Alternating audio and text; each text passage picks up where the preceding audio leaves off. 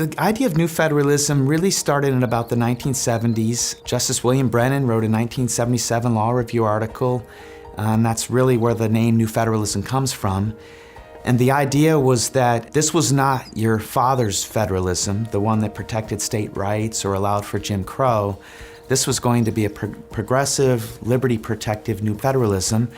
I think Justice Brennan was right. In fact, one of the things about federalism that you might find interesting is it really is neutral, and it has advocates on the left, a living constitutionalist like Justice Brennan, and it has advocates like the originalist Justice Scalia. And Justice Scalia's last majority opinion for the court, Kansas versus Carr, he made the point that states often experiment with new ideas in the wake of decisions by the U.S. Supreme Court, and that there's nothing wrong with their filling vacuums left by the U.S. Supreme Court or protecting rights that the U.S. Supreme Court decided not to protect for a given reason.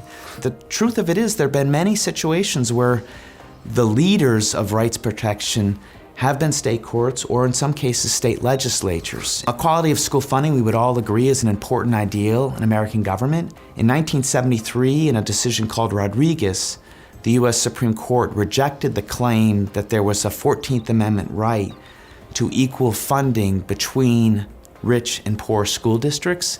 And in the following 40 to 50 years, state legislatures and state courts have responded quite dramatically to some of those funding disparities. What we really have now is a system with dual sources of power, overlapping power where Congress can regulate many areas of American life, the states can regulate many areas of American life. My view is that a good response to this world of overlapping power is to use the state courts and state constitutions as independent vanguards for protecting liberty and independent bulwarks for protecting liberty. Things have changed considerably, and this might be one way in which we can still continue to think correctly of ourselves as a country that takes seriously liberty protection.